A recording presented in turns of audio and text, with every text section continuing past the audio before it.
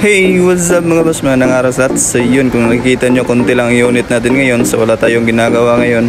So hindi tayo upo. Ito yung gagamitin natin. Itong walis at saka dustpan. Ayan, so maglilinis pala tayo ng storage room, storage area namin dito. Ayan, so nililinis ko yan mga boss kasi nakikita ko na ang dami ng kalat at hindi na naka-arrange yung mga gamit. Pati yung engine na to, sana makuha na to ng taga-recycle dito, taga-rebuild para na rin lumuwag na rin dito. Ayan, so nililinis ko na yung misa namin sa workbench. Ayan, so tamang linis lang mga boss kasi wala naman tayong ginagawa para hindi naman sayang yung binabayad na sweldo sa atin. Ayan, so dapat maging masipag tayo dito at kahit na wala nakatingin sa atin, gawin pa rin natin ng tama dahil nakatingin pa rin ang Diyos sa atin at alam niya kung kailan kanya i-bless. At marami din nagko-comment sa atin na napaka-humble ko daw. So wala naman tayong ipagmamalaki dito sa bundong ibabaw mga boss kasi temporary lang tayo dito. Hiram lang kung ano ang nalalaman natin kaya i-share natin sa iba at huwag tayong mapagmalaki dahil pwede yung kunin ng Diyos sa isang iglap lang. So after ilang minuto nating paglilinis mga boss, so ito na-arrange ko na at nalinisan ko na yung area dahil masarap naman kasi magtrabaho kapag malinis at nakaayos yung mga gamit natin. So that's it mga boss, salamat sa inyong panonood at God bless sa lahat. Mag-ingat kayo palagi. See you at the next video. Bye bye.